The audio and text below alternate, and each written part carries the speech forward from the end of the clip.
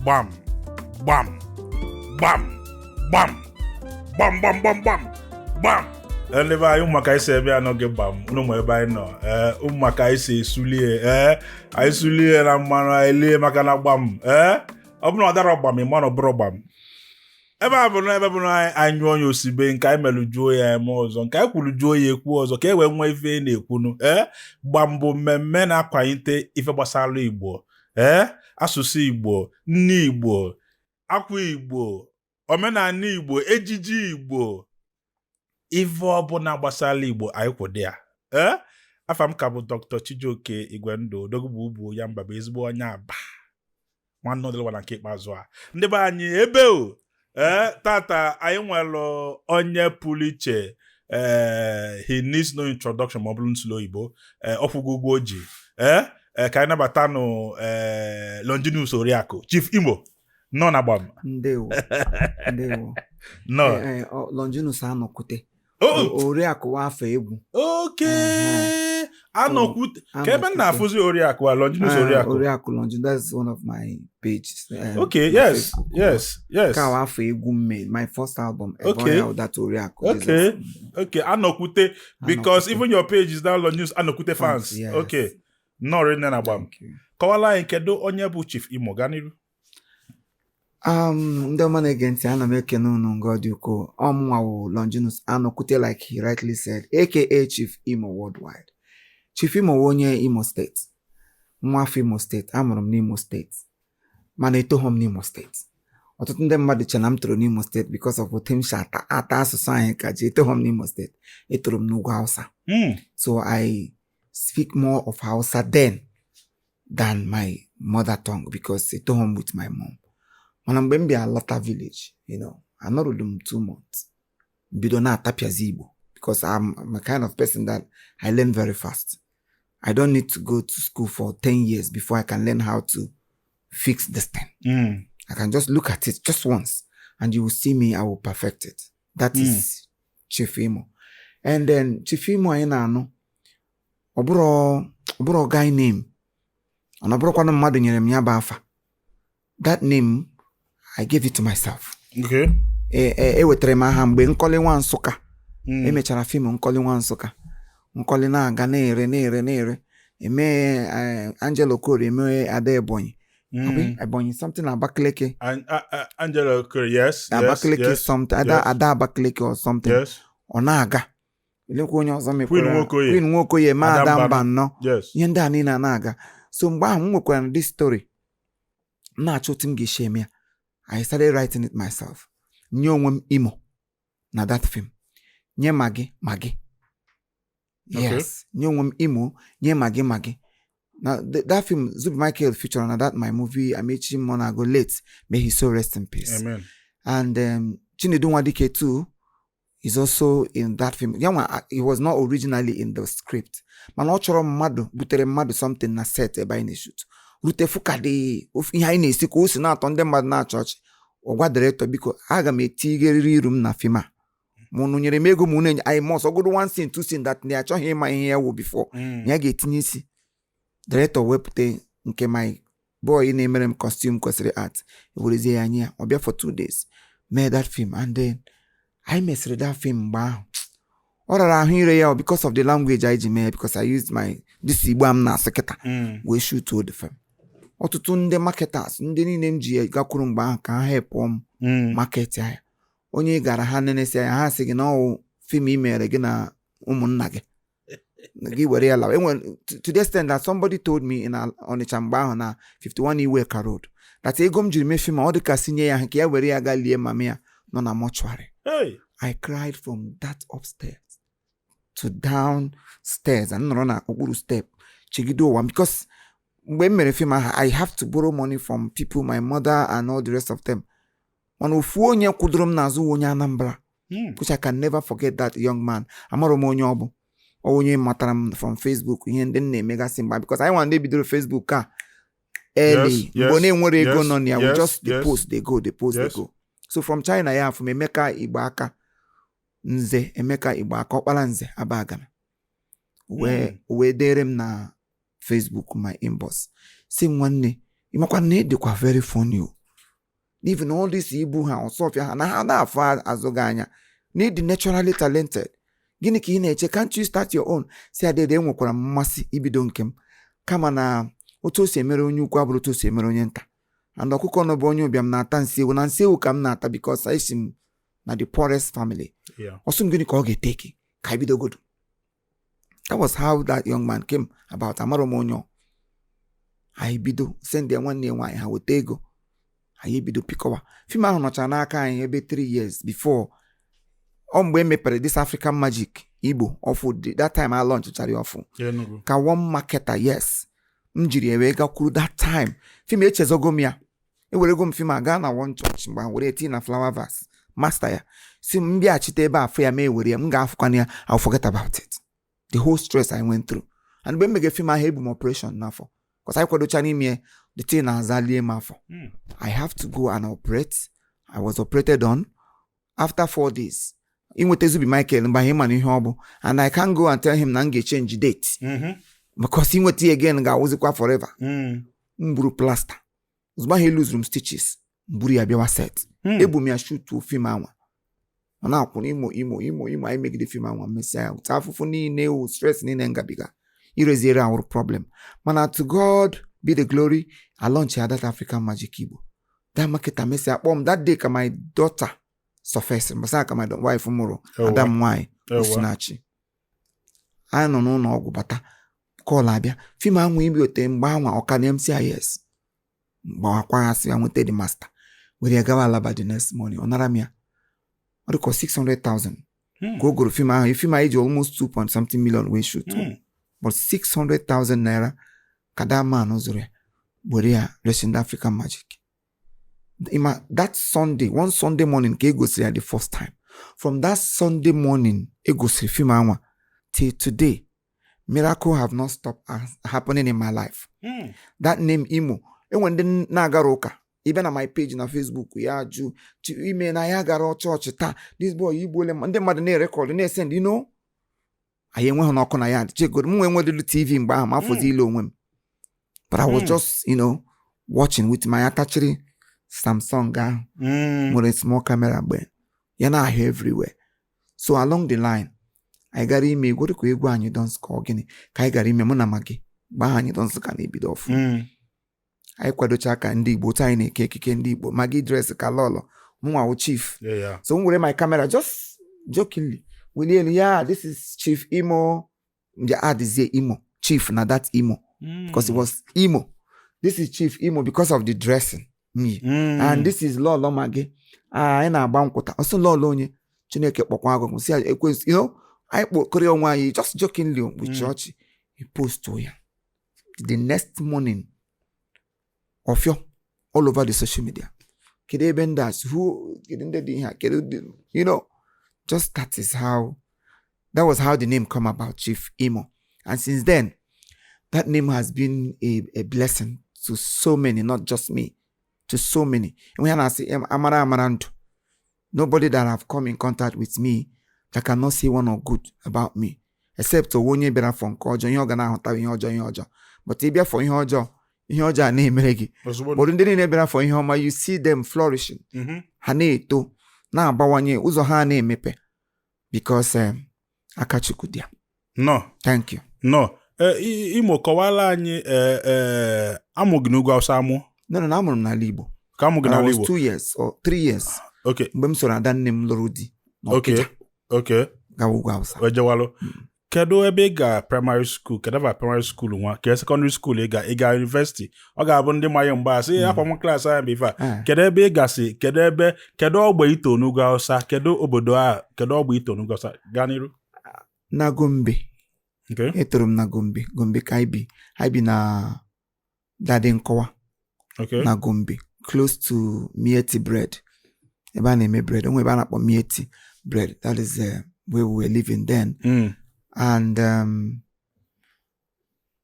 agara m na Army Children's School, Gombe. Army Children's School ka m mere my primary school. Then my secondary school was na Gandu. Yeah, Gombe Gandu High School. Okay. Yeah, Gandu High School, Gombe. Then Bezie along the line, Mshina Gandu Pogana All Saint College. Okay. Go to small na All Saint College. Go may JS1, JS2, 3, 4. Then SS2.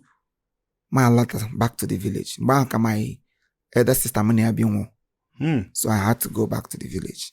My large days back with this year from SS2 na Ekwered. That is my hometown. Back I'm not really my work. And from that Ekwered, I also came back. Bido kwa neme. Yeah. Meketa. So I started it long ago. I never quit. I made luma lamsa hamba umonyo. And I said, push you about the game. No, I'm about quick for here. I'm a make deal here. And to that, I'm Mishia. Then I hunch and way he got, and all of them are coming back, lining up. They're not for one. Tigan one leg in here. Many are men cause, but they cannot do what I'm doing. They can't. Or I was on office only the patient when you want it. Because you want it. Because so much I can have a natural butieta butage. Process. Yes, nobody wants to go through process. Everybody wants to come out today and rent today. And that we have the problem I think is the key point of our discussion today. Go ahead. Yeah. Everybody wants to get it today, come out today, rent today. Even when they die today, they don't care. Oh yes.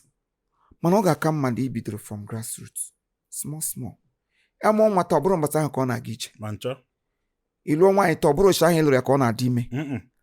Giz good moto n'obodo Igbo na ha abata mbasa ha gibido gbabia. Oge take a process. Akọ ihe ubi. Ike oge nwe time. Otolite mita fed ewe. Azonya azo. So a lot of youths today they don't want to go through process. Onye obuna chọrọ ịpụta taa. Wuye taa. Ego mbute. I want to rain. I want to blow. You want to blow. You will transform a water now. What are you blowing? You will trumpet. I want to blow. Kebia today. You say, calm down. Tigem nifanaru. Tigem na film. You need fully small. You have to take it easy. Small. Ninkamana hassle. Now. They didn't come today and start raining today. Yes. They followed process. How be not like this? What on the camera goes chakandami? Kahaguzo. Now watch what this man is doing. They learn my pattern. They learn my anger issue. They were trying to get along with me. Kahamana how to follow this young man. Because I am very difficult. Forget from you can't, if you are not patient enough, you can't stay with me. Because little thing pisses me off. Man, when you are supposed to take out this phone here, as an adult, if I'm mad jirin ni kwesiri ibupu ya. Ge nga fair. Ya ag me when make je bu mad. Make je kosasi akwa TV ko da cholo. Just because na nya for here when you kwesiri mo meria. That is me for you. So I see him as Ramana be mama. And that's from I grew up in a family that's nothing to write home about family. My family was the least, was the least in my community. Go and make it. I'm not saying it because I'm on camera. The least, nobody comes to our house. Go and verify. People be 19 go and verify. And when you go, you find out that go and verify the least in my community. You count every family. That is they will now count. To say if I am holding to. Okute. What? I am fronto. A few days ago, I was showing my boys the house where these kings, because my mother now is a mother to kings and princesses. You know, I was showing them where we came out from. I showed them our mother's kitchen. I showed them na oweba nga kiwa inihi okuko ni hinga maagwo maapi all of them inside the same room. This is where we do come out. At some point, we don't sleep at home. December tandem but now we can't come home because when guy gano. But still, because our mother is there, we have to come. First day for my wife bia matara munye mofu mpore bia village anyi. Etuko guzo ne elare anya. You know, because imitri madna city. Onya bi na flat. And so some people who grow today got to be the baldro. They don't know where they came. The husband hanalu she. And but hage mege ga oge me hatum nanya. But I don't have to pretend about anything. I'm somebody that loves transparency. Yes. Maybe saying I'm going to while I don't have. Or yiri akwa na m natara mmadụ m sị gị m yirikwa ị ga-ahụ m ejikwa na-agwa gị na onye nwe akwa aga m ekwu communication on njakịrị, but I'm saying the fact. People that live with me should tell you the truth, because pretense and covering up will not do me any good than it will destroy me. Enwezi onye chọrọ inyere m aka ọma nyere m aka. Asị kwete ka ịra ama obi gụrụ egwu ahụ ka ọ Chijioke kwete ka ịra onye mmacha. So I'm like ikwete kamera. So a lot of us today ha kwete ka ha ra si hapụzie tigbuo ozugbo ọ ya mere anyị anaghị aga ihu, anyị na-aga azụ.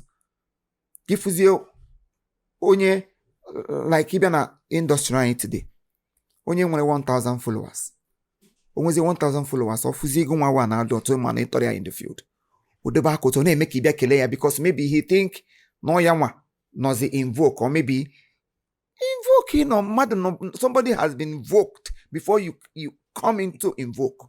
So you vocal nonsense ovoko ntị ike Chineke kpọ onye ọwọkụ. Pride. And it's still killing so many. It has destroyed so many people today that imezi mmadụ inwere ike ịgbakọteze mmadụ ibe gị si anyere gị aka ọ na-ele gị shi, because when you see me yesterday, you're supposed to greet me. You're supposed to come to me. Even as big as I am, I will come into an event like this. Men, na maybe ego nwakwalele ebe ịhụrụ ego. We don't talk about money because enwere onye ji ngo zuru ya. We all have little idea enye family aka. Ọ bụrụ ma isi na mmadụ nwere ego, nwebụ onye mfu n'ụwa nwere ego. I've never seen anybody that is rich, because you cannot feed the whole Nigeria. If you have money and you cannot feed the whole Nigeria, let me use Alibo God. Let's say Alibo. You cannot feed the whole Ndibo Nile. You are a poor man. Oh yes. So ni nwere ego ọ na-abegi. Ni nwe ya mbaba ọ na-abegi. Na nwu chifimo ọ na-abem. Na akpa m, I can't use because I am chifimo. M na suppress gị nwa. So what am I teaching others? Gifuzie nwanne gị, ọ ga-embrace ya gị. Gịnị ya na-aba arapọ, tụkọta isi ọnụ. O nwere ihe ọ ga-awụ. Otu ala Igbo anyị dị kịta, ọ bụ na anyị niile wu ndị nọ into this entertainment industry ga-abịakọta together, chịkọta isi ọnụ na-eme some things like ụmụnne. Anyị kara ịgafe gị ebe anyị nọ. Onye mekezi ugbo ya sị gị, I'm no longer an artist. I'm no longer an Eastern artist. Na ya busy Lagos. Onye mezi ugbo apịa m ya akwapụkwala Lagos. Chena ebe ahụ ka o biri. So many of them have gone to Lagos and they came back with nothing. Ụfọdụ agacha n'ebe ahụ mechie niile ahụ. Ụfọdụ ga-biri n'ụlọ mmadụ. Ụfọdụ ga-biri credit in somebody's house just because you want to ask. And what I'm saying in packaging, because our industry is all about packaging. Show business. Yes, the way you package, like what I'm quadrona, I'm not even comfortable in it, but I need to package myself. But I have to wear it because all we hear not invoke, and I'm not wearing it to oppress anybody. Yes. You can afford it. Yes. If you think maybe I'm using it to do guy, guy, yes. You do your own. So I have to dress like this because because I at least I got 80 before only 90 I go near him. Now for you. Oh yes. Now for you. Now for you. So I am so proud of myself and where I am today and what I'm becoming, because I know I'm still going. That is the reason injury. Butu woman, Jumwayo, has one cage are offered yok. Here I with the force yabucha shagire. But some of us na bayanike. And na bayanike, unkoto. You must not bring down your brother before you climb. It doesn't work. You must not talk down on somebody before you can get there. Just go to social media today. A lot of people have made it as part of their daily living. That obona me kutu homat. Cut on mat. Man climb up. All those things are not, it's not an effort. You can't give yourself a credit that Iba humble. Because, and I know very soon, or sooner or later, each follow process. You want to rent today. You want people to recognize you today.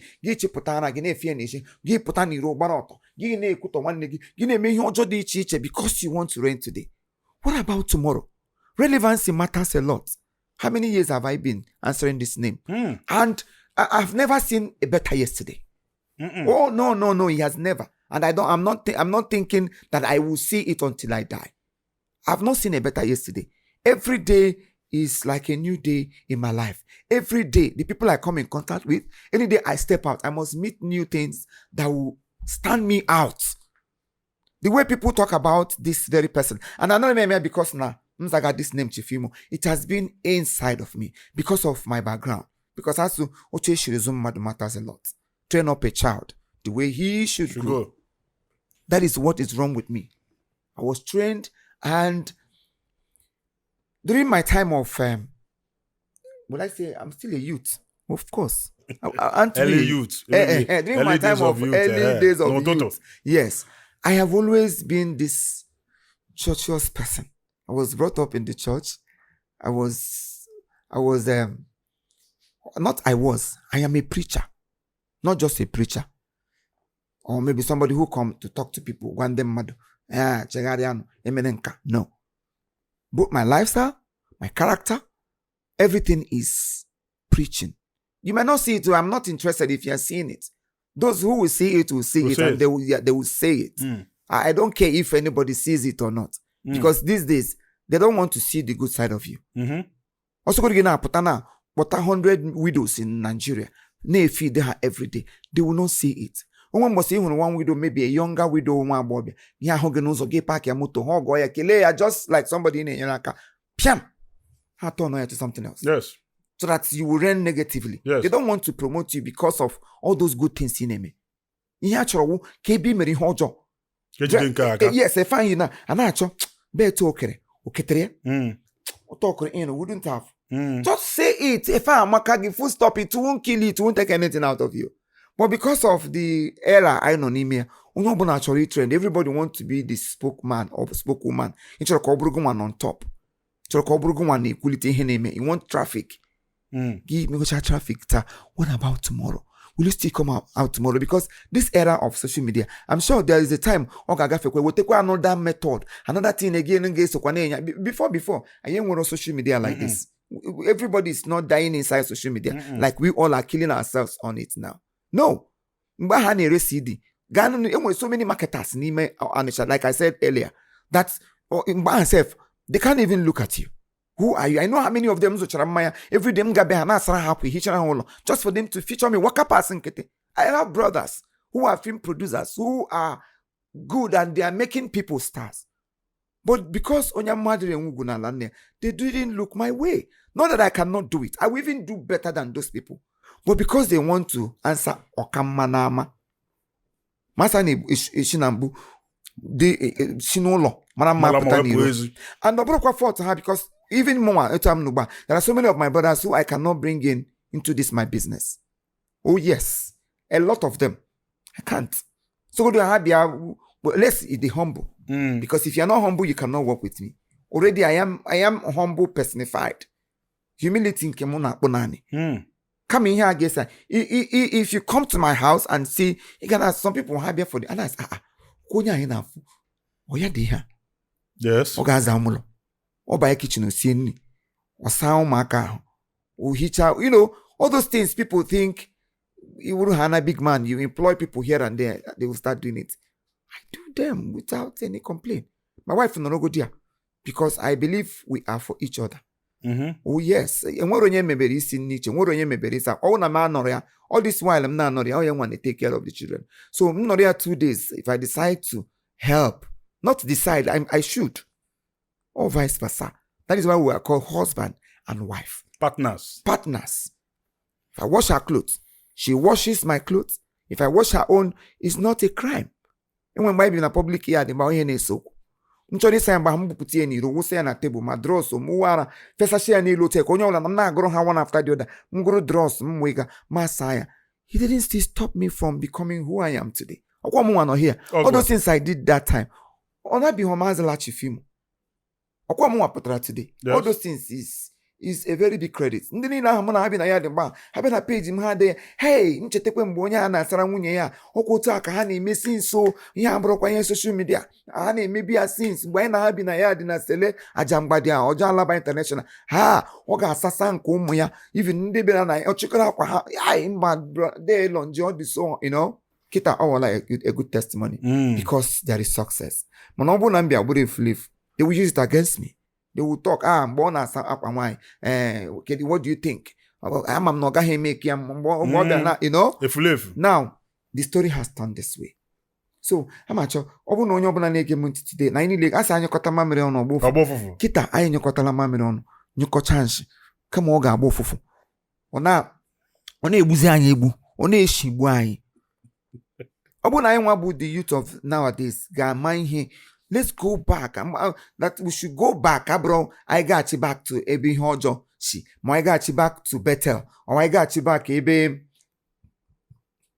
ihe ọjọọ shiri malite. If you can go back and then look from where our parents, or look at how our parents, because I know every of our parents must have done well for us to become who we are today.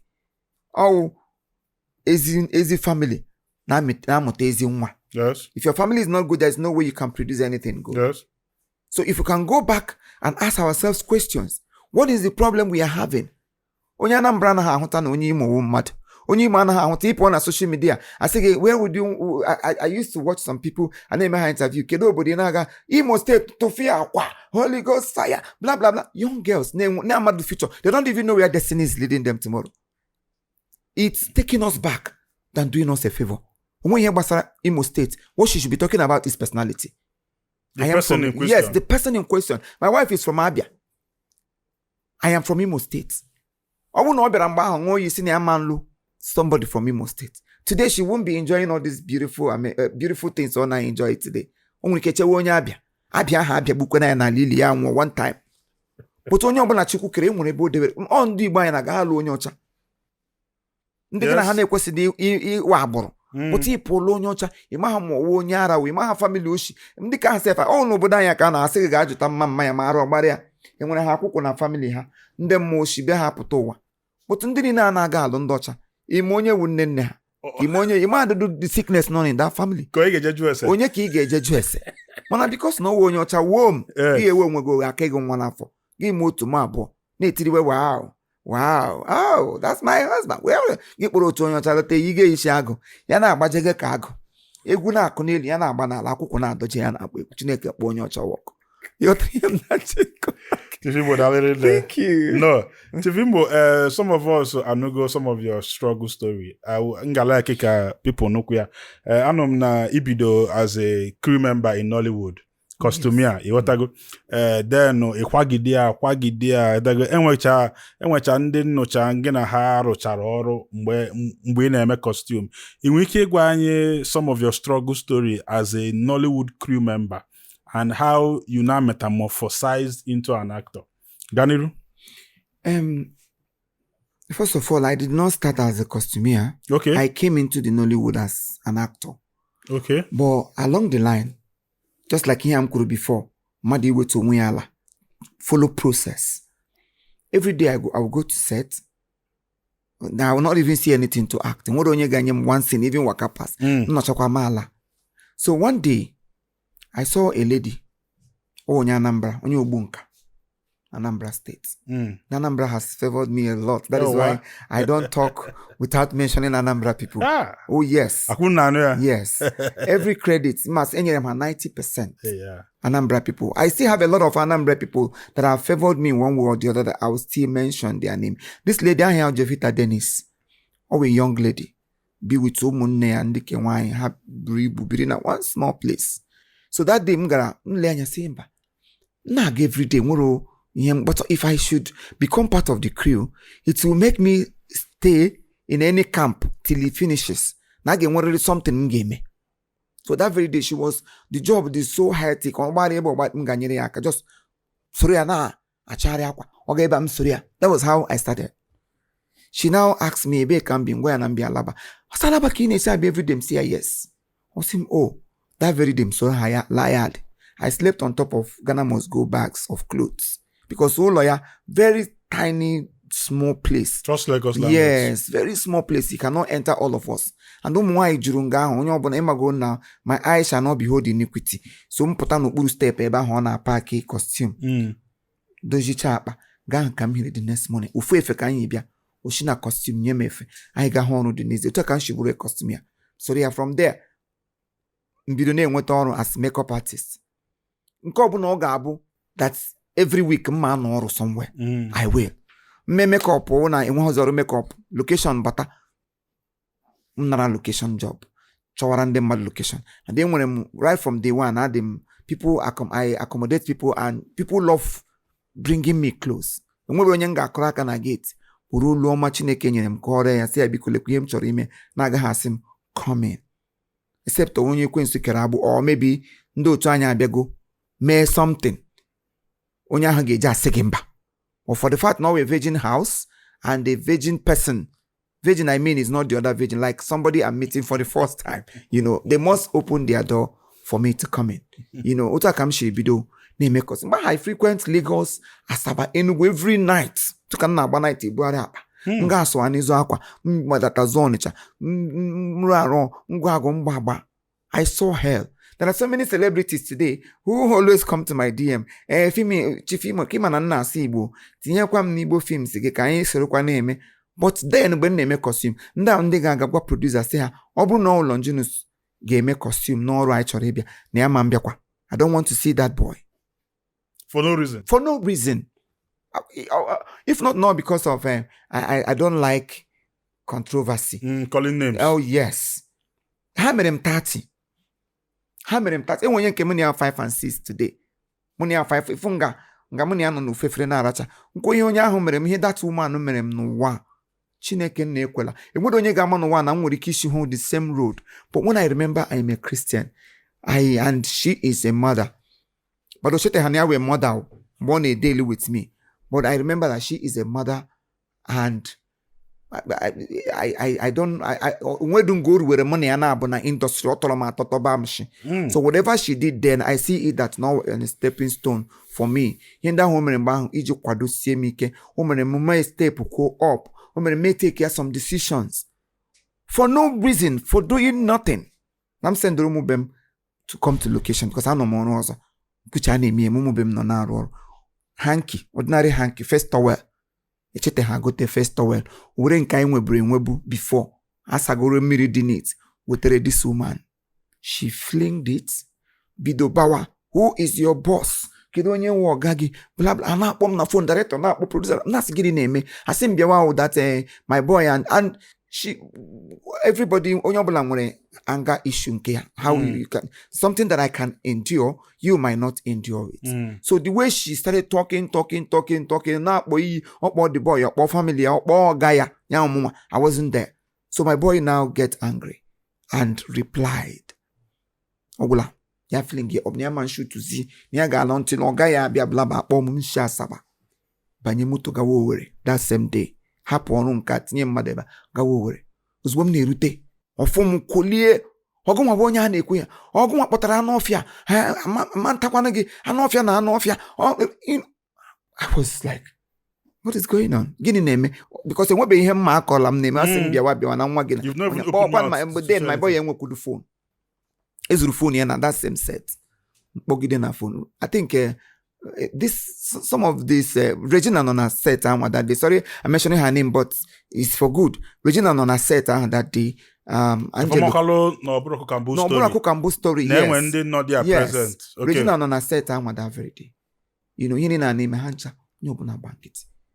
Because when a mother supposed to umuazi ndobere akwesi name udi ha. Mama ya meke. Ya nwa ozi nne ga calm umuazi ahụ down. But mgbe mmiri sizi n'isi gbaro and ụdị onye abụrụ onye ga-asị nwu calm down na ịghọtago.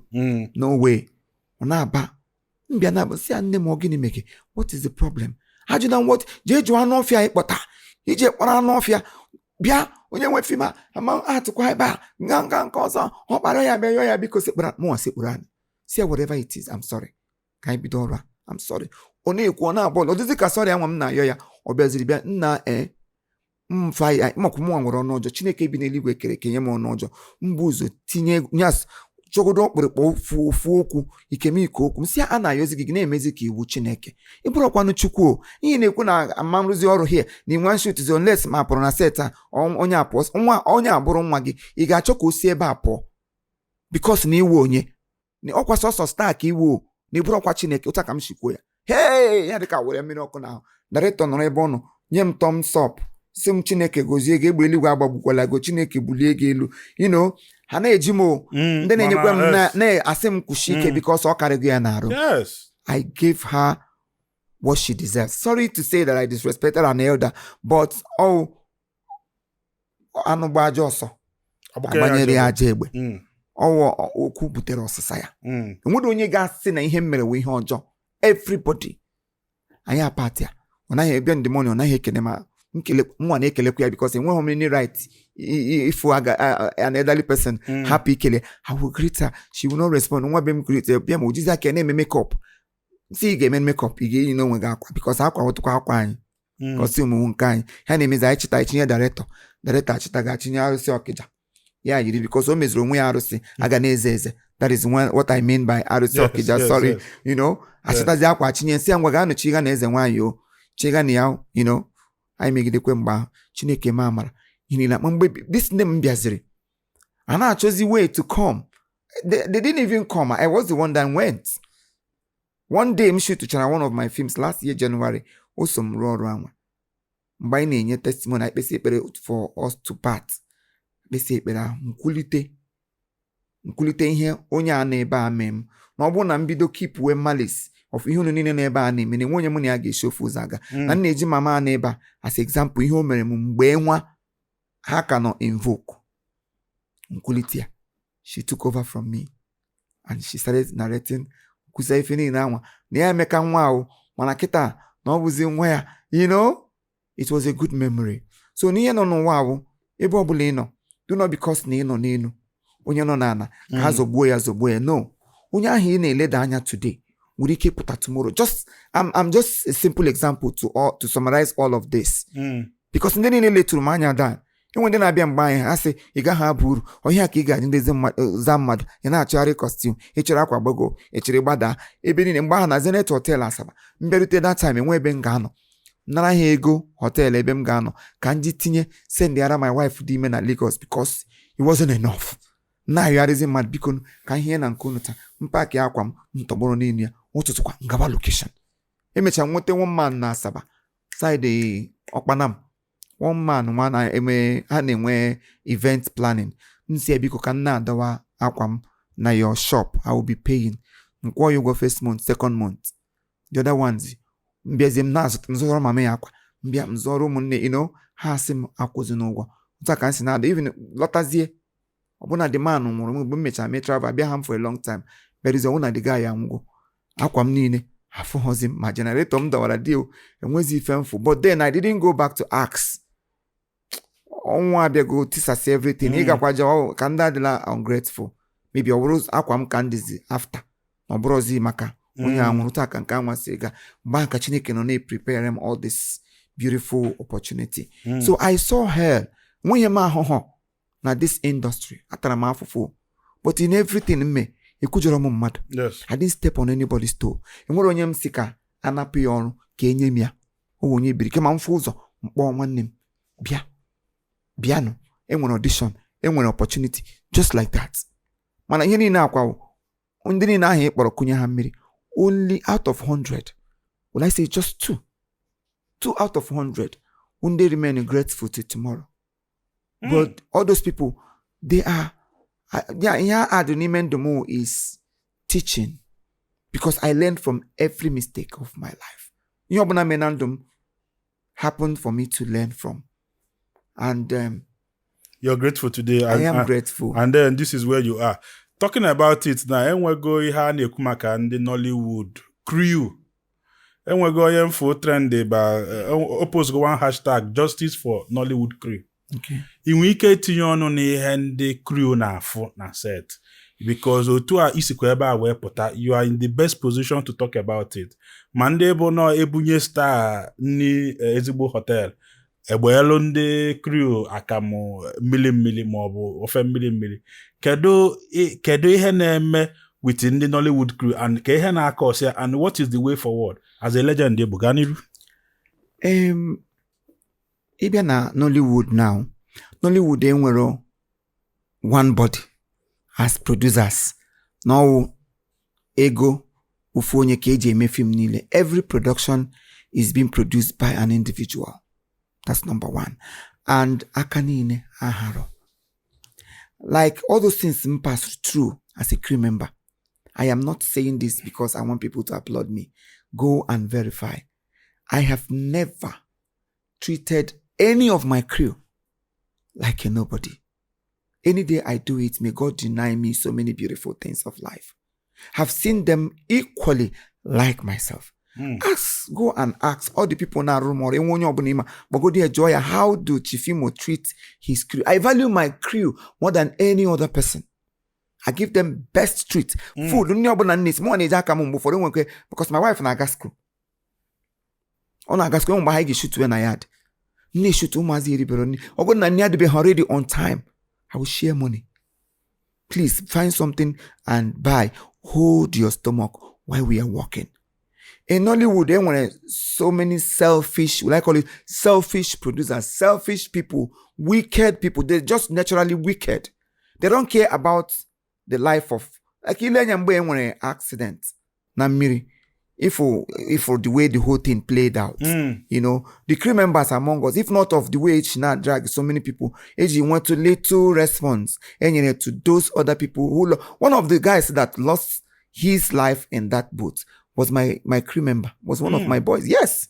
If not for okay, because of Nanchori may travel to London, Kaiji no her set.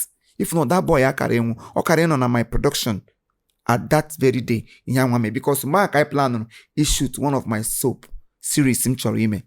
So I happened to have a job to go and to travel to London to go and do. So that was why I have to shift that program to amateur travel.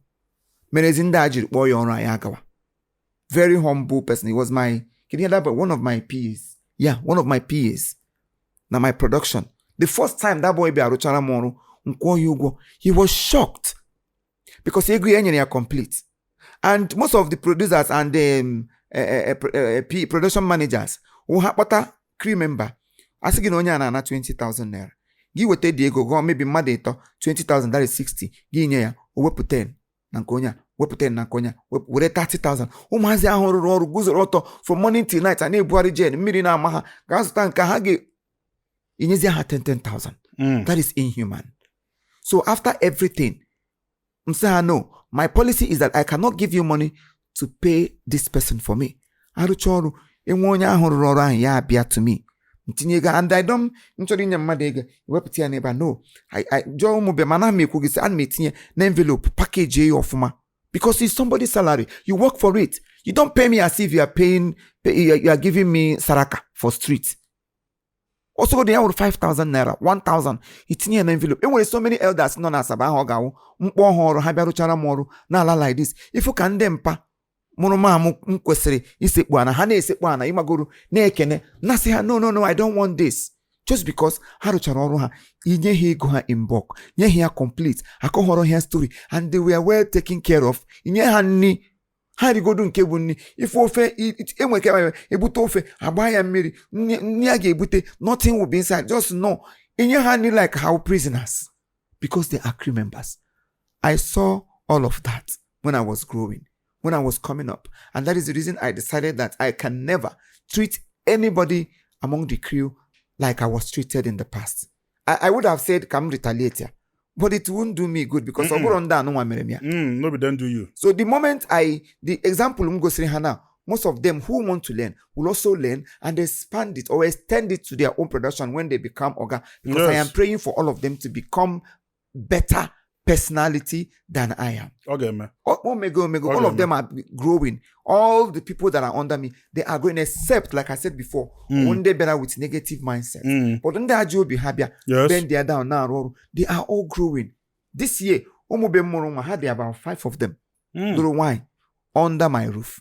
Wow. So you must get married. Wow. I'm more like killing one place. Too much because you give go and get married, get a wife, and I will do whatever I will do to support. Yes. Yes. And all of them are grateful. Yes. This year, my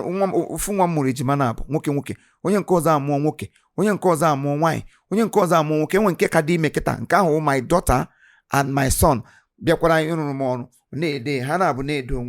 degide kambe last year December uru January piam nyem no ha were mmanya be na yard we want to marry. Say ye weche mo no ka bido role nke olulu osim yes say I'm gonna go for blood test gano mana your genotype mana blood group, all these things are very important before no magoro we lo gbawo onwu no ka nwampi gano ga amata your blood group mana kwa mo right mo ha ga wetere result. I was so happy. Say what will I say no? Are you awesome? Yes. Are you awesome? Yes. Then involve your parents. And by the special grace of God, wedding is coming first week of December. We are planning, I have already tried to raise kings overall. Wow. So a lot is going on over there. But it depends on where you channel your own strength to. I don't have friends. I don't go to people. People don't come to me. Except hana 20 times in a year. Except when I'm traveling out, if there's no need for them to go with me. And I know they will always be in communication. Nga go Lagos bus na man and so and when they cannot Lagos, that will take over from these ones. Ministry and move because today industry is very, very evil. We have more of evil people than what we think. What I'm gonna get on that bank katana, I kuchaya na piam. Atono, uta ishini kuku mai anato. Mbaga kore onyozo. They won't say it this way. Uta ge shitinye chaya no. Excuse me. Akoze gina si hiye. Obuzukiva mkubasa. Okuzuku mai kuru ka atono n'uta. Chineke na akpokwa no hoku naga. You say? Na akpo hoku naga because when you let's expect that onwo ogbonye ge mecha riju afọ, guna nwa you will be in a place. Mana asimo okoro zere nwunye di. Ona agaziri onye ukwu ya na agaziri onye nta. Wana ato ụtọ. When they came na very soon. Sorry to say this. I'm saying I don't know, you must bring somebody down to rise. I'm not trying to bring anybody down. But if you want to bring me down by seizing my money because you think you are the kingdom, I am going to do otherwise. Yeah, almost going to 3 years now. One of the biggest artists who claimed that he is the biggest artist in the East to work for me. 2 scripts. Every day. Every minute of the day, this man got on the phone. Kedu kwa nekunye be hongwa ka ebido yo ozugbo bla bla ka ebido na rush ndị na this script. Ozugbo ahụ m kochara ụgwọ ahụ. He stopped picking my calls. 3 years now. This year made it 3 years. By next year June, over 4 years, mmadụ ji my millions of money. Onye akamo ebe agbam na kwe agbam ọ mmadụ ji ụgwọ do evam. Onye akamo oburokwa na ọmụ nwaka ya. He is bigger than I am. But no. Orubero osebebere okwu kai 3 years abrokwa 3 days. Yeah. I have gone to 1 or 2 persons kọwatara ha last week in Bata. Say ha biko that I want this all not he shoot to the film. Ya nyachim my money in peace. Achom interest. Ogo na nyere ya. I have my deposit slip. Ego mji okoyogo ejimia. Mana kai chegodo anka ya bia chos. This is not the only visitor. Esha mu agejiza aka m kita ogu akpoga mana kita mu agejiza aka ma akpogi. Sige ngwa o set ya. Kai nye ya grace ka mara his response this last one. Ngakwe again o. Osi mu ngwa nga top ze man otego aga top kwa ego ka eme ya nka me nkoza. Nkwe. Yes, nwere kwa ego ọzọ top okpere kwa ego kwenyekwara ya onye m date. Anyị na-akwada kwacha akwala m costume eji arụ ha 3 good times. And anile apugo out of fashion. I can't use them again. And they manage measurement here. We require because someone special costumes or gay in the film. Managing a mado pota ni kodika mado and I say, did you go to him? Our people are so wicked. Where are we going with wickedness? Where are we going? Wickedness has never fetched us money, has never given us any good opportunity. Rather, it's dragging us back. Then why not you do away with it and then embrace peace? God is the ultimate. It's just like the devil. No matter whatever you believe on, there's no spirit of God. So we're talking about God now. We're not talking about because now we're different between Jesus Christ. We're different between we're different between God in heaven. When I don't want to believe in all those things. All I know is that God is God. God is life. God is wealth. God is good communication. God is everything. When you have him, he will better your life for good. onye ọbụla na-enwe ha Chineke n'ime ndị ezigbo ihe kọrọ ya. And onye ọbụla na-asị gị hapụga Chineke mewe nke a mewe nke ọzọ. It is only when you have God that you have the mind. You see, akara m ito gị na arụsị mana because of God. Akara m ihe nkara ime onye a mana because of God. That is when you have a fear of God. Ọ bụrụkwa na ibu Bible na-aga na-eti wo mmiri na-ezo gị na-ama mmiri for God. All those things you are just, ọrịta ndụ gị ahụ. What is godly is what comes out of you. The things you represent. How you live your life, those difficult times when it comes, how you tackle it, the approach in every situation that comes around you, that makes you a Christian, that makes you a believer, that makes you a child of God. And not how long you stand on pulpit preaching to people, and not how big your Bible is, and not how you nod your ties and all the rest of them. Before, I was once a Christian that condemned people that wear jeans, maybe women with decent trousers. Let me talk about decent now, because there are some trousers that is not worth wearing. Yes, there are some trousers that is not worth wearing as a woman. I say no to me. I'm talking about me. Any other person can, because we all are adults. Yes. We all are adults. And also, yes. But even my wife now, I got my say, I don't want it. She will respect because her husband, all my high representative, she won't wear it. But I won't tell her the food to eat, what to say, because at the end of time, so Sundem Jugana Omakama, age I have done my own. So that time, I was once a castigator. I mean, so English I can no la highway or very jamula. English berabia. I follow the, but along the line, I can't be traveling all these years in Napa, mixed with people. Exposure. As out of time of ignorance, God overlook. He will overlook you. But He expects you to make a turnaround and begin to do what? And begin to live uprightly. There are things that is not what a Christian to do. But first of all, I say this Christianity I don't know Christians as verbal Christians. Bible, you preaching because you want her to know that you are personally talking to her. All those things are not Christianity. The Christian life we are talking about is what comes out of you. The things you produce as a man, the things you produce as a woman. That difficult time, one negi mejerogi, support on, go and do it, release it, go and release the tape, release the radio, release the disc. Kai buy now, kai meto fire, let us do ya vam, kai me yanka koda. Those characters are not of children of God. I think it is of the devil. Because God will not lead you to do anything that will affect your brother's mental health. Anyway, so many people will go out of depression. So many people today have died because of what people did to them. I'm not 1 month squad. Tomorrow, mother put us all no more culture trend. Go ahead. The last thing we me put out and say, I'll get a come nako. Guinea come on, a you believe Jim ta. Some normal waki get shine, more get trend. He get trend just within some weeks. Gain your kwako. Pick from where you stopped. How be going? And by the time people must have found out the truth, you become the enemy of so many people. You'll be forgotten entirely. Go to social media and see. And when one day, our brother Annie Dons, and when some write up all day na Facebook, a very sweet and encouraging write up. I took time to read. I'm not good in reading long write-up, but then because it's coming from him and somebody I like so much because of the way he embraces one another. To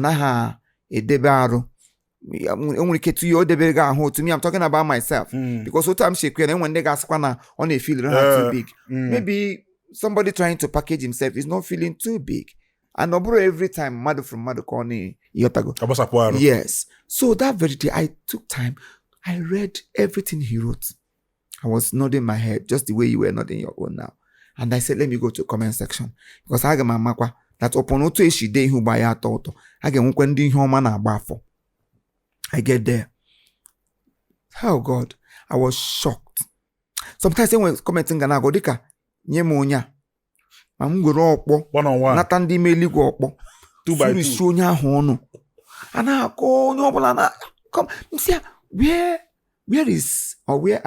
where is people's conscience? Where is people's sense of reasoning? Because so many people are not reasoning like human again.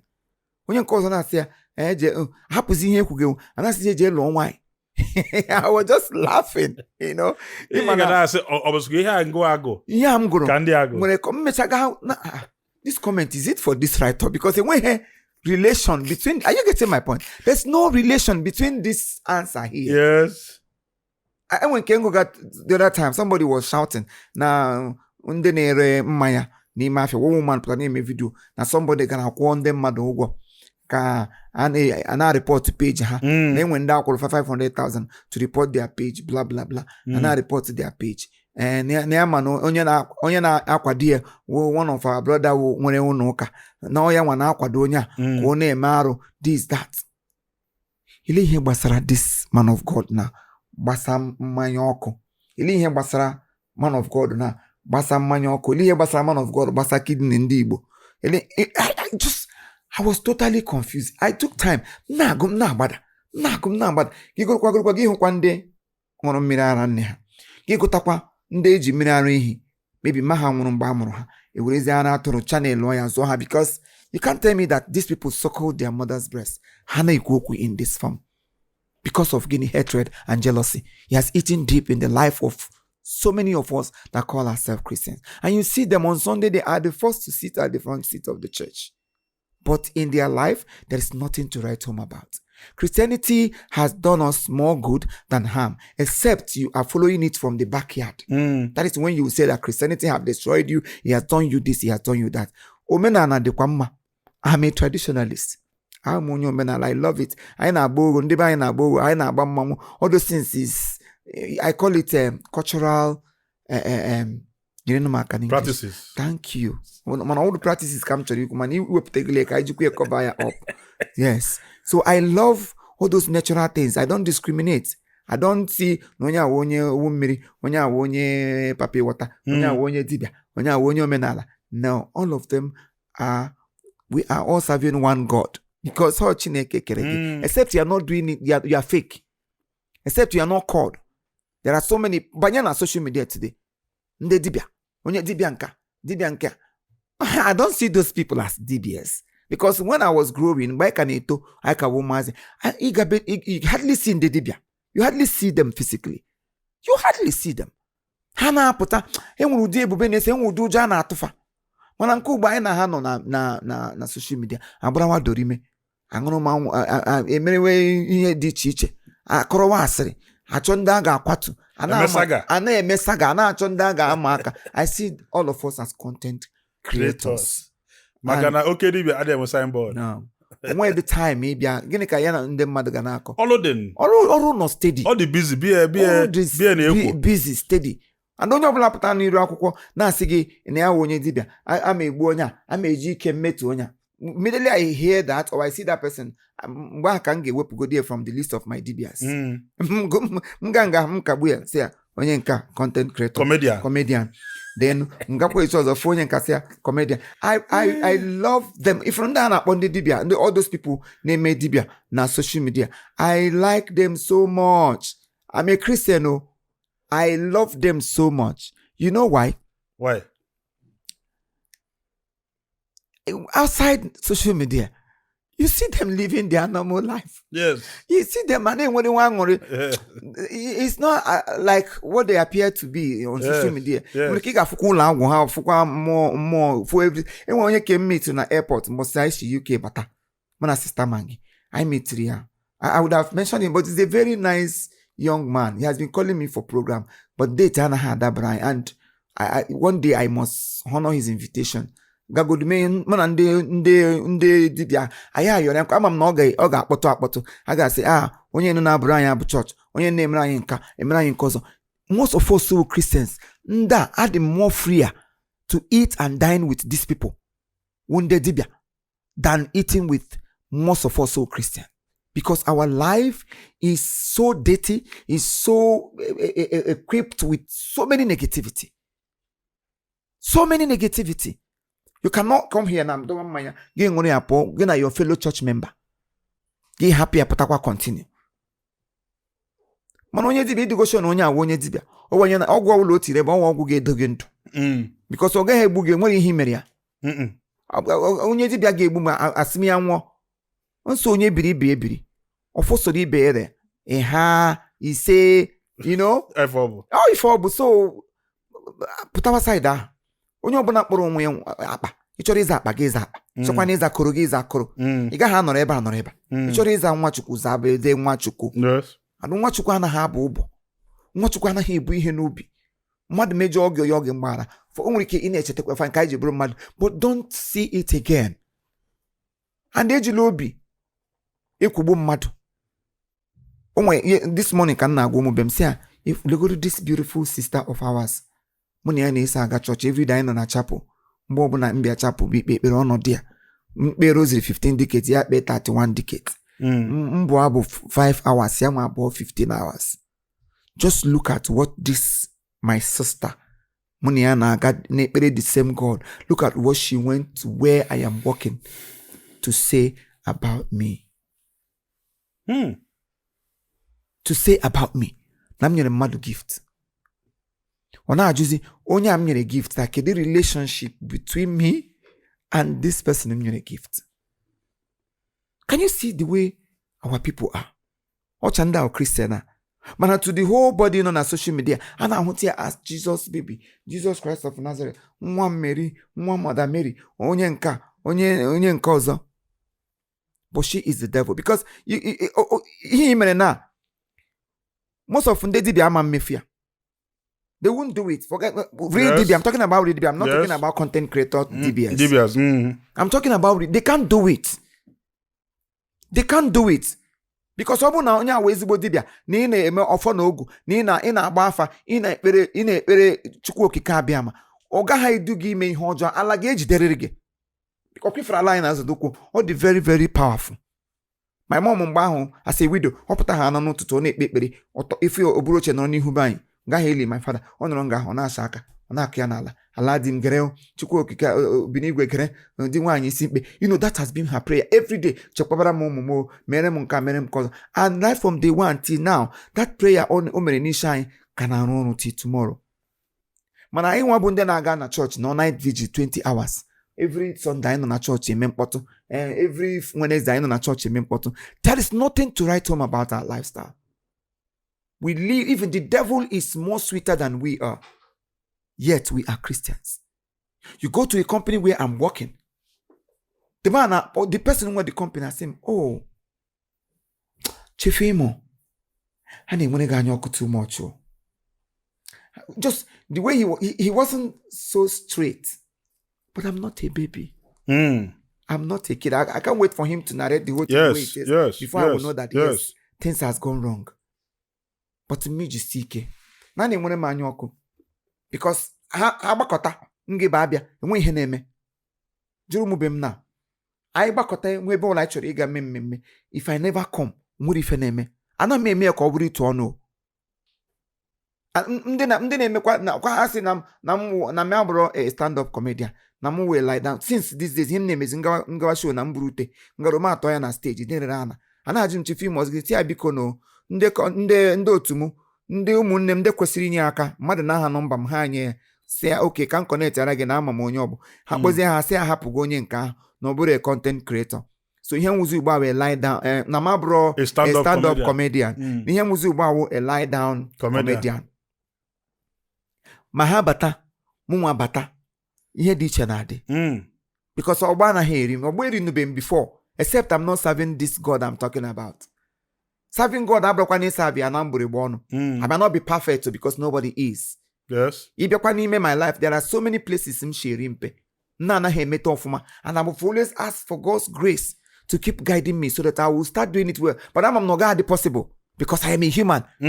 Some certain situation can come. Give me unimaginable thing.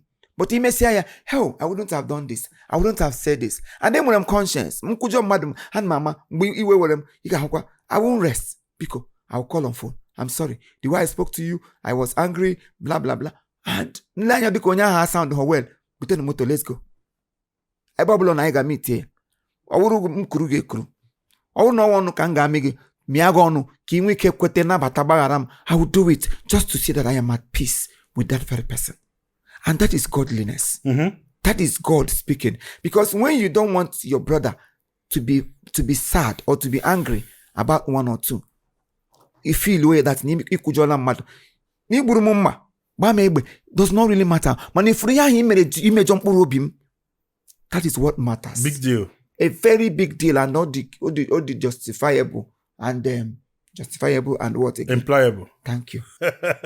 Chief not in there. Thank you. Not in there. Imana ode no. And then I'm not whether my go any opportunity in where you cover some of these things like this. No. Because I ain't na for some people wiki hana at the surprise. This is serious. Man, I made you my bam. Yes. Bam. Chief Imo enwe nwata nwanyi gini ya na ife ejijere nne amono na abo ekwubedi ekwu nso na the biggest due but the biggest comedy due, that is Mage. Chief Imo na Mage kedu enwe mgbe ụfọdụ na-echekwu na nwunye yi ka ọ bụ kedu ka gị na Mage si wee malụ kedu kunu si wee bido and kedu kunu si wee nwee that connection anyị ma ụmụ nwanne anyị ma ndị bụcha ụmụ nwanne bido ihe together echi niile agbasa mana for the if I'm not lying up to a decade now gị na Mage kedu kun si malụ kedu kun si wee bido and kedu kun si wee nwee that connection ganiru mụ na Mage matara over 8 years ago now or 9 years if I'm not mistaken. From that it's not from that my film. I am matago maybe 2 years before I shot that film or Mzara Imo and Yama Zara Mage. Ile na my phone, keta him the savior Ureke. That was the first name of Zara na the first film many na abu meko. Wow. Ureke. She acted as an imbecile. And Muma was one of the villagers too. With Sophia and so many others. Okay. Yes. Mbachori me fima like that lady now before money anabo address of Uzaga. That is before I be the artwa. Upon I address of Uzaga moro monyobu. But anom somewhere just like him neku before. Ana akoko basara yawa. This very elderly person was talking about this young lady because I don't know go see film in African Magic that day. From there and then madi video na Hana like the way she interprets her roles and all that. But this director who is an elderly person, Bidokwe, cover so many negative things about this lady. Amoromonyo. I hated her. Yes, Bido Simba.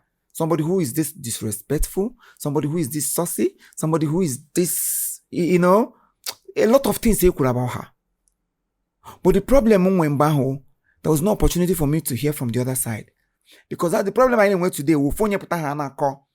The danger of one side story. Nobody would want to listen to the other person. I have tried as much as I can to make sure I don't judge even also the two persons they are on social media. I still don't have final say because these days mother born with the keputa bankata ihe ga name ha me ya buputere anyị anyị na-alụgbu show nwanyị why na ha no were phone call na emere video na actually watch.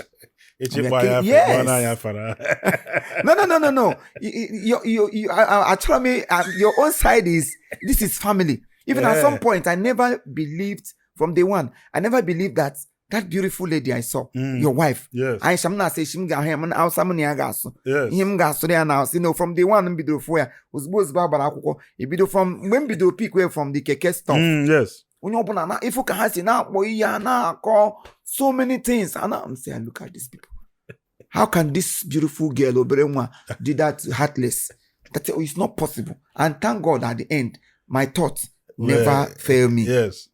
That's by the way. Can you? So this man akọcha akụkọ gbasara Maggie. I hated her.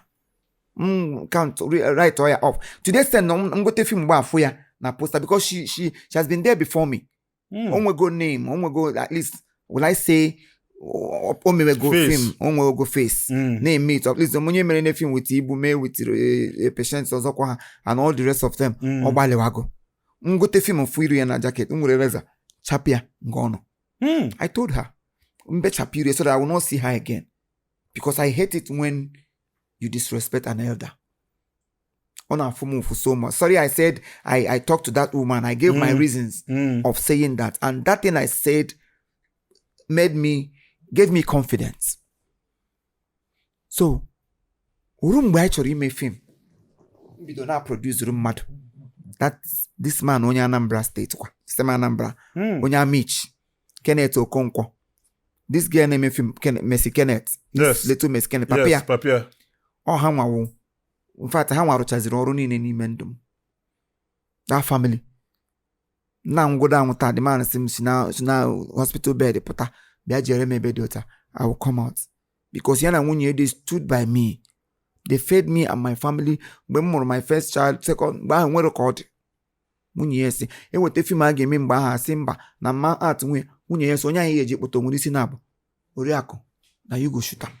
Because aha egwu m mgbe ahụ that first album Oriakụ Jesus. So ha na-ewepụzi ha na-akpọzi m Oriakụ. Ị ga-eme ya you shoot am. Koda m na-akpụta. Ntutu anaghị apụta m n'isi. Ọ na film ha. Enweghị role m the director dechina depụga so that he don't want me to come around because ọ na small place ha na-eche agbata apriko m ga ma dị transparent. Asị ha gote tape ha tinyecha ego asị m gote lesa. Ha na-asịzi ha ọkwa ebe unu na-aga egote ka Oriakụ na-aga egote nke. I'm not trying to bring anybody down but that's my life. Ụmụ ihe ndị a na-arata n'agụgụ ite nwe uru ọ na-abara m. And those people hụtazie mgbe ha stand there by me ihe ọbụla a ga-eme they were supporting me.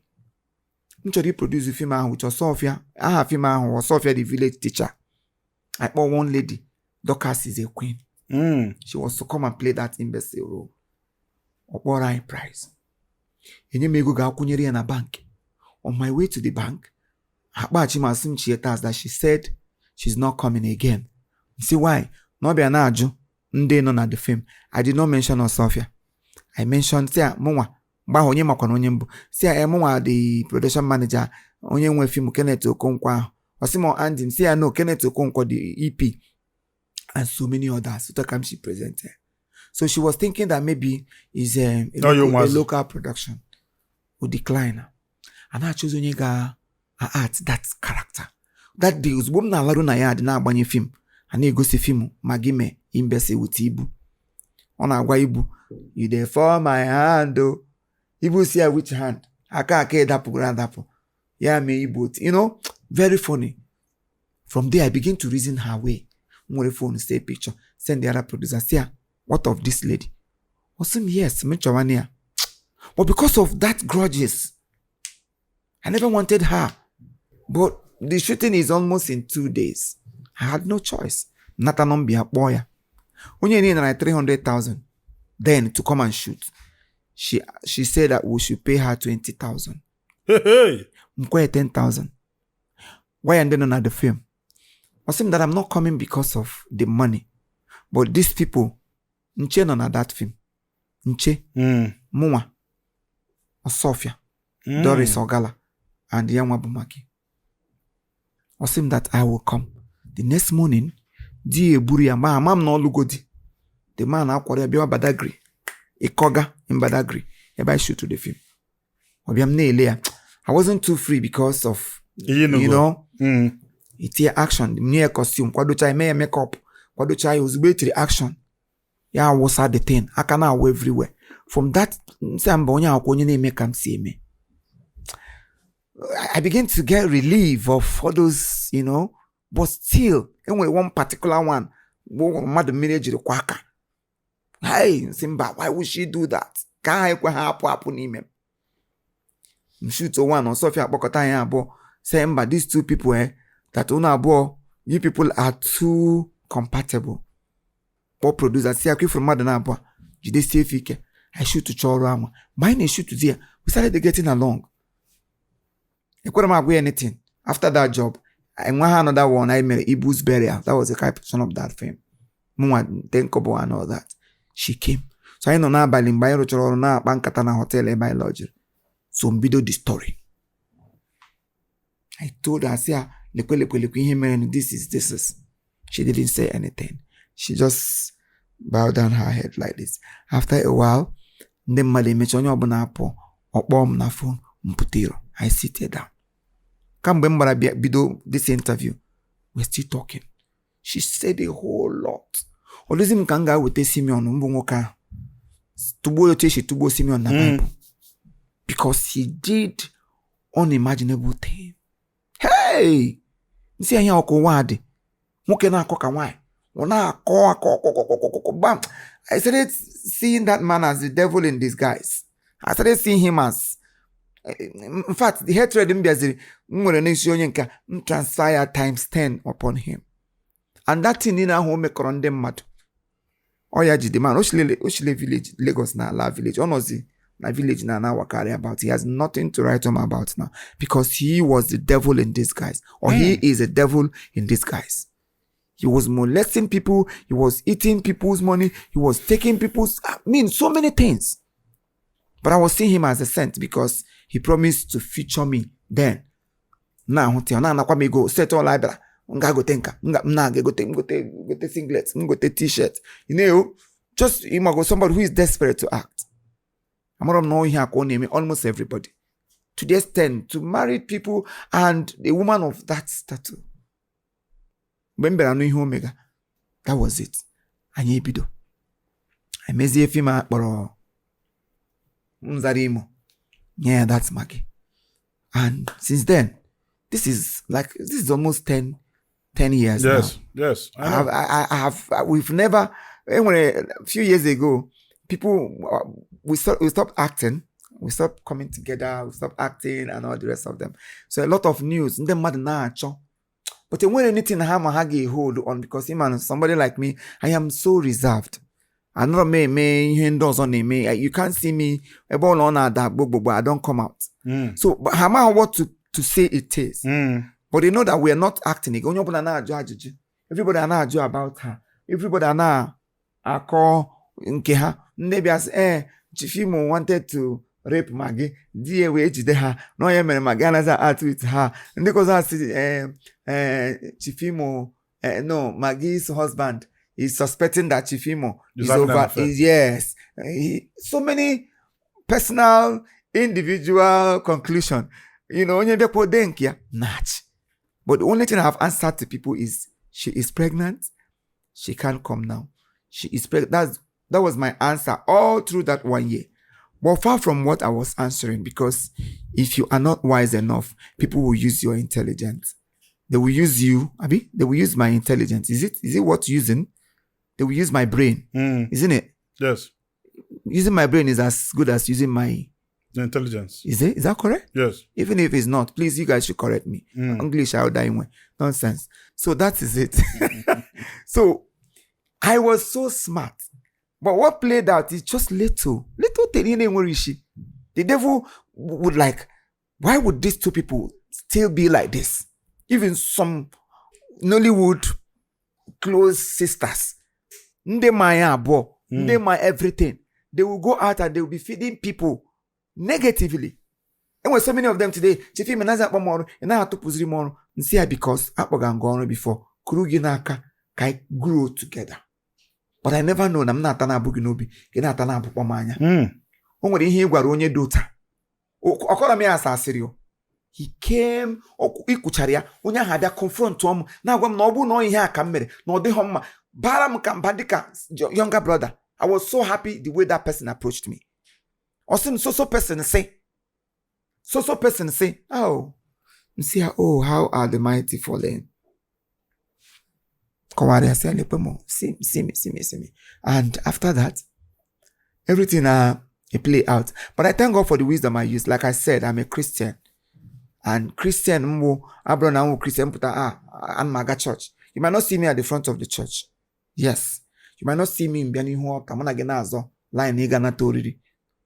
I go my thing, I do my thing when I want to. Mosolo be no na madro happy. Mono onya no nuku.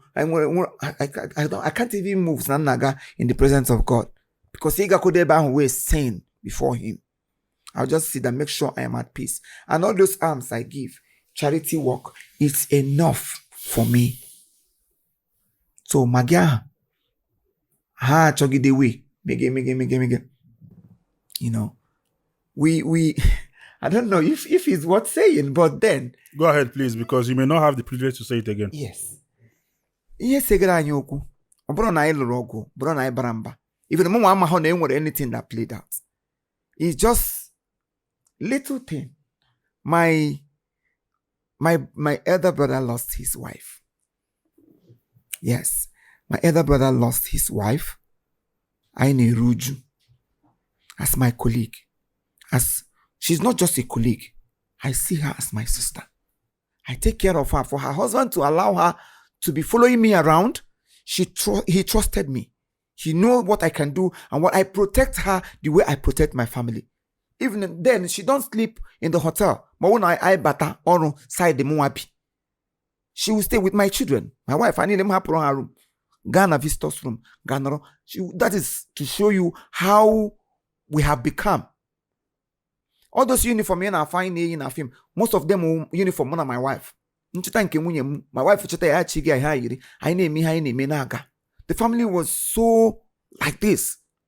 And with the belief the husband is an evangelist, is a pastor. A very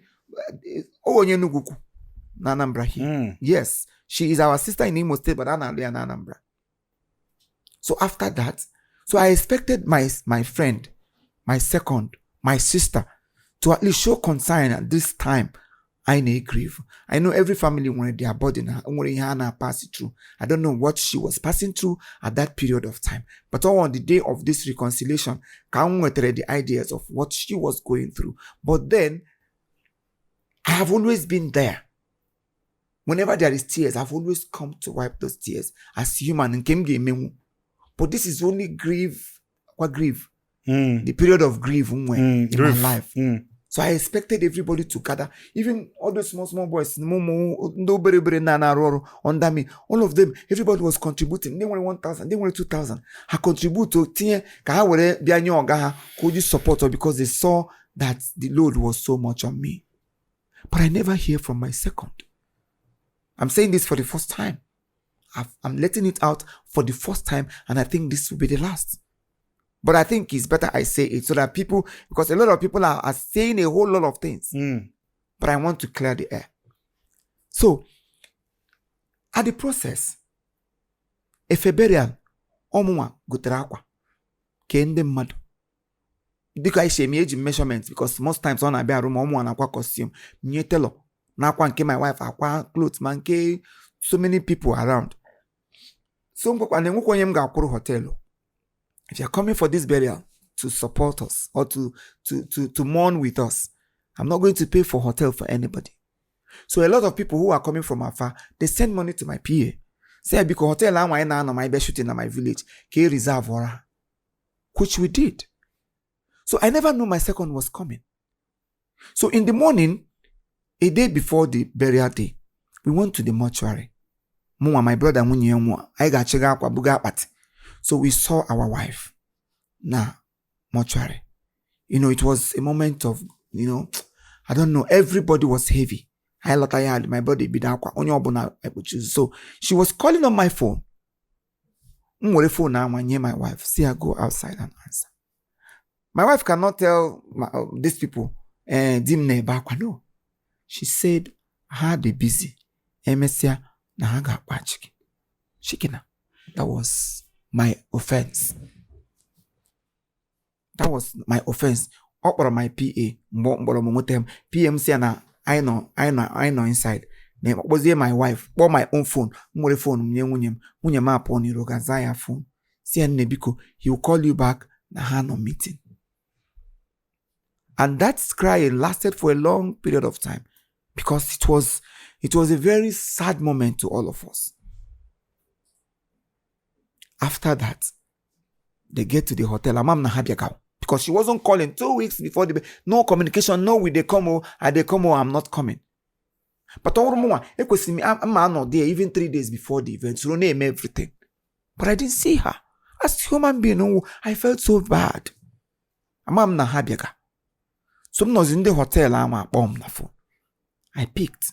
Maybe phone hand na voice na speak out. I said, onye do time na dia no here. Kedu room ka na you see which room? I no reserve room for anybody. I talk am like this. I no reserve room for anybody. Those rooms we paid for. All one day biagaram burial korogwe. No one ha no there. They should sort themselves out. End their call. Ogula okwa. Concluded in her. The first time dear na my village, I insulted her husband by saying na that phone na phone na speak out when camera and cause them. But all these things nobody told me until after 1 year. I never knew that this was the problem. That very alarm might be a food me anya. So na church in front yana dear. Ha rute na church abasa ha gani me canopy one side hide there. The mother na ju kebon she's around. Say I'm able to tell me. I name me we high. Urabal ha la hotel. In the morning, mpo na phone. Kai mama ibutere her breakfast. Osim na ha na abo. Hi. Not like the singing in me. What is going on? What have I done? At this state? What would I get with this issue? I need support. I need people to help us wipe this, I hate myself. From that time, no calls, no chats, no walk. Onye kpọmọrụ nye ha nọmba sa before na akpọm mwete discuss send ya. Onye kpọzie negotiate my own. Send ya ha nọmba sa please call her. Mkpọkwane ya akpọ were price.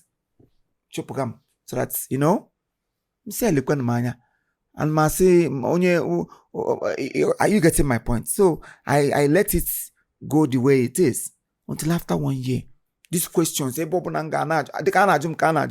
because two of us, you know what we do together whenever we come. Yes. So I thank God, when a lot of films I make before that time, they release it. So I was just releasing those films. She's pregnant. She traveled to US. The thing became so much. Chuck it away. Mbenwote pastor church. How I got the number, nobody knew. What the man, Sianana Lagos. I took a flight. I went to Lagos. I sat down with the man, my wife here. Kocharaha. Say the reason I came. Awesome that they know the story. That she have explained to them. And say that they won't numeri. After hearing Akoro, no movement, no sign of it. Pogodum Singwa can make your peace on banquet for 1 whole year. The woman make your comment to make. I understand where it was coming from. That this is it. So I let it lie. He invited them over. They never knew I was there. No, na palo. Good evening. Behind me, pepalo. Habata. Hafum. Di kuja. Munya kuja. Good evening. If not for one thing, they wanted to go back, walk out, but they respected that man of God. I sit down. That very day come no because of Namsi, they should sort themselves out. Which other language would I have used? I was really, really tense. And your mood too. My mood that night we keep. You need a jurumnisi. Barageba, a lot of things. And that woman is one of the, I don't know, even a family, I lutara madunga. And I lose mad. Oh, in Chokota. Oh, somebody in a Chokota family. Come on, guess. Somewhere we try because we spent a lot. When a cancer of the breast, I tried. Everybody tried. Myself, I tried. I did everything I could to make sure we save her life. But Ayaga has Chineke. Why? That was the last time I went to see her at the hospital. She promised me that she will come back. It's okay. It's okay. Sorry about that. It's okay. It's okay. Sorry about that. Let's go. Ofede n'ụwa. Anyị na Chief Imo ka nọ, ezigbo mmadụ, a legend in the game. Inwe ike na-ajụ ọnyanwa maka unu na-asị na nwoke ya dị ebe akwa. Akwa gụọ gị ibepụkwa akwa. Akwa ya mee eji ana heart attack BP maka na nwoke na-edi na-ezogbunata. Ị nwere akọ pụrụ iche ịchọ ka ụwa nọ. Ị nwere ife dị n'obi ịchọ ikwu gbam. Ị nwere ife dị omimi ịchọ ka onye ọbụla malụ. O nwere akala aka izolo ezo ịchọ ka ụwa fụ na inwe passion for. Bịa na Gbam ka ụwa n'onu yi. Ị nwere business ịchọ ịkwụnye n'ọkụ. O nwere product ịchọ ka o soro na Gbam. Ịchọ ka ife ị na-ele, ife ị na-eme na-aga as viral as Gbam. We are here for you. Contact the number on your screen. Ka ịkwụnye n'ọkụ ka ịfụ na ọ na-eme. Ada Amaka. Gbam is the biggest Igbo interview in the world. Come and find out for yourself. Thank you.